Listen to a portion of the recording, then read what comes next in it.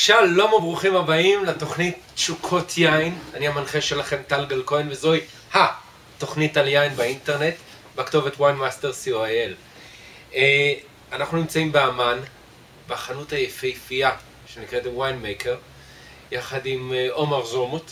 עומר הוא יינן שמייצר יין 300,000 בקבוקים. Now we go into English and we'll ask Omar just to introduce himself and the business of the winemaking. So Omar, thank you very much for having us here in Oman. You're welcome. And it's a lovely city, Oman. And we came back this morning from the beautiful place you have it up north in the vineyards. And we had a shot there also to show the vineyards. So we have some wine lovers in Israel. They want to know something about the Jordanian wine. So tell us a bit about yourself and about the business. You know, Jordan is one of the oldest countries where wine was produced. So we have a long history of winemaking in this country. It goes back from BC. And we thought we want to introduce to the world a new wine where wine was born in Jordan. So 15, 16 years ago, I realized a long dream of my father that he always wanted to have his own vineyard, being the oldest wine merchant in this country. And I think we have managed to present to the world a natural wine that translates the nature of Jordan in a glass. Natural wine, organic wine, almost biodynamic wine. And one of the best wineries, natural wineries I saw, and of course in the movie. So what kind of grape varieties do you do? You know, when we started doing wine or producing wine in Jordan, there was no example to learn from. There was no one who has planted wine grape varietals in Jordan. The wine was produced from table grapes, so the wine was very simple, very basic.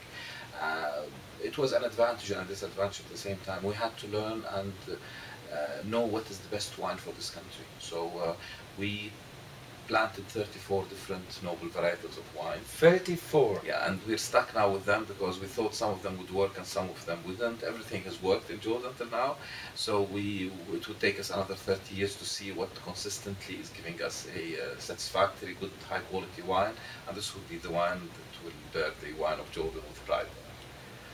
Now, most of the wines in the winery are consumed by Jordanian. Yeah, 99% of our wine is sold in Jordan. Few quantities is being exported.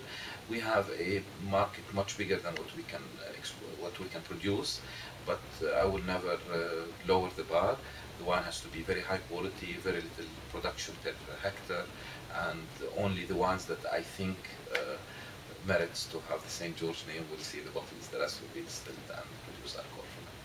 And of course you produce a bit of arak also. Yes, we produce arak. And you make it also in the winery up north?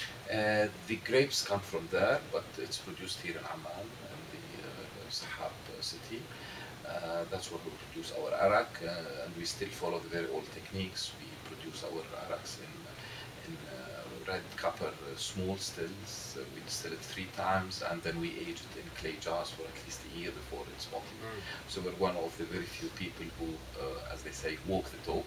So we produce the arak the way it should have been produced for centuries. Can you tell us a bit more about the way you manufacture the wine, the way actually the vines are growing, the organic way, the biodynamic way? Yeah. You know, we think that, and we believe that the wine is made in the vineyard, and the way to make a good grape is through the soil. The wine is a product. His father is his son, and his mother is the soil. So we work on our soil to enrich our soil, increase the biodiversity in our soil, have the vine suffer as much as it can to produce the least amount of grapes that have the most concentration possible from this nature. We don't pamper our wines. We really expose them to a lot of stress in terms of hydric or thermal or even wind stress. We have followed techniques that were sounded a bit crazy for others, from the direction of the rows, to the plantation of different aromatic herbs between the rows, even the rotation of crop between the vintages, such as Vicia and barley, and these two have extreme important advantage for Jordan. The Vicia is a legume that increases the content of the nitrate in the soil, and on its root there are lots of clusters of bacteria and funguses that also enrich the soil with more life. The barley is a way that we use to clean our soil from the excess salt without using a drop of water. The sheep afterward will come and eat everything and convert it into fertilizer. We grow crazy stuff like thorns and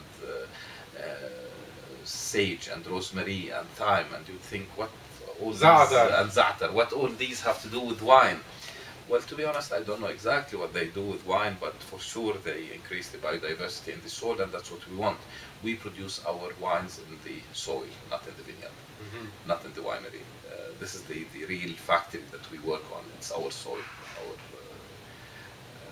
The winemaker as such is not a man. The winemaker is nature. The winemaker is the tree that's in it, where the birds are living, and the birds are controlling the insects, and the insects are doing something else in the wine.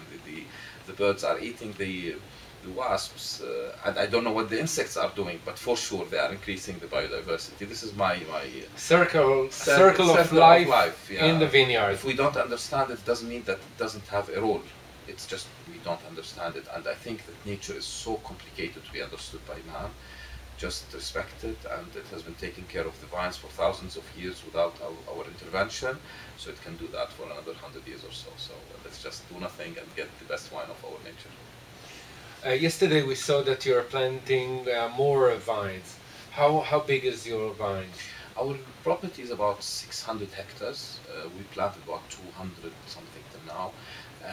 I have a policy of planting about 50 hectares every year. Actually, this is what I can control. I would have planted more, but I really would like to have a strict control over my vineyard and my operation. We will keep on expanding and learning from what we accomplished from the old vineyard and the new one. Now, for example, the new plantation will be all without any trellis. The new vines will be free.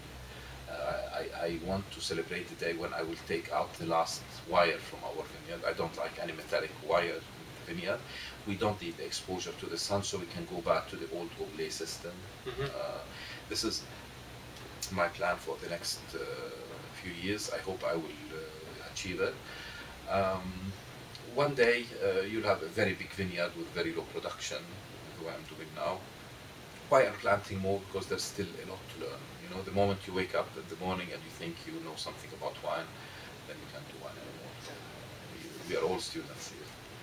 Students of life and nature. Students of life and nature. Yeah. Well, thank you very much for hosting here. Thank you for coming. In Amman. And of course, you're more welcome to come to Israel. That will be my pleasure. And I told you, when you come, take a week.